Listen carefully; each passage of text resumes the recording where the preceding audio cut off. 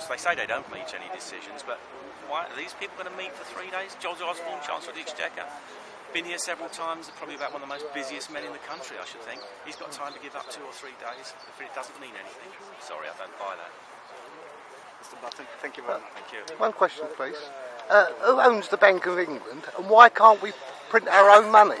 Well, you see now, the Bank of England is owned by a nominees company, isn't it? And we don't know who the shareholders of that company are. And I did actually write to the Bank of England, I think, some time ago, and asked them, first of all, who they were, and they wouldn't tell me. And then I wrote to the European Commission and said, is it breaking the EU's rules on, not that I care less about the EU's rules, but their laws are their laws. Does the Bank of England actually break these rules by not disclosing the name of the shareholders? And they said, no, it doesn't. So that's all. So we still don't know. Yeah. But why can't we print our own money? Why do we have to borrow it off of private banks? That's a whole bigger question, which I don't claim to have the expertise to talk about, but I know that there's a whole movement there about who's allowed to generate money and print money. Yeah. And I think it was Kenneth Galbraith who said when the Dutch started doing this in the 17th century, it was the biggest con ever perpetrated on the public, but that's a whole different story.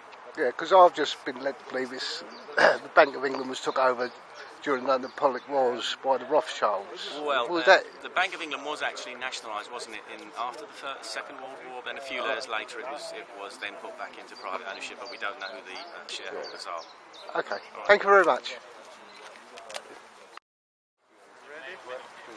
Mr. Button, good morning. Hello there. It's good to see you here. Yes. Thank you for coming. Lovely to be in the English countryside on such a beautiful day. Absolutely.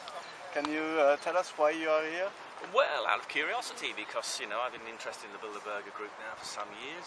First of all, there was no admission that they actually existed. And then slowly, because of the internet, people have become aware of it. And now they themselves, have to have a website and a PR response to the fact that everybody knows that the most important, powerful, richest people in the world meet once a year.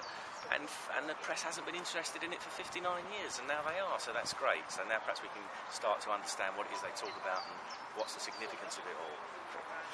Mr. Barroso is supposed to be here today.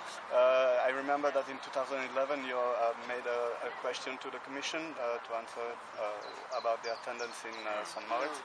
Can you tell us about... I think I got a very kind of, catch-all answer that yes, they come, there's nothing to worry about, and I can't remember quite now what they said about who paid for it. I think it was done out of official funds. But of course, what's more important to me is I actually wrote to George Osborne when he went to the one, I think it was in 2011, didn't get a reply at all. I asked him, on what basis he came, on who paid for it. I did a similar thing to Peter Mandelson, I never got a reply. The only person who's had the courtesy to respond was Kenneth Clark, who said that there's nothing to worry about, it's just a lot of nice people discussing the future of the world over a cup of tea, and it's all very nice. Well, I find it very difficult to believe that the most powerful people in the world, given the demands on their time, would actually give up 2 or 3 days of their time to talk about things that weren't important and didn't have an outcome. Would they really do that? Especially some of these people pop up year after year. I mean, interestingly, Ed Balls, I find, who's going to be here today according to the guest list, has also been to several of these conferences now. And George Osborne's here. Now, if George Osborne and Ed Balls had a cup of tea in the House of Commons tea room and had a natter and were observed doing it, it would be front page news. What on earth are they talking about, And it would be a big story in the press. But they turn up with 130 other people and it's not news. It's incredible, isn't it? Although it is news now because it was in the London Evening Standard yesterday. I believe the Daily Mail has written something about it. So they have to have some kind of managed PR response now, and it'd be interesting to see how that develops.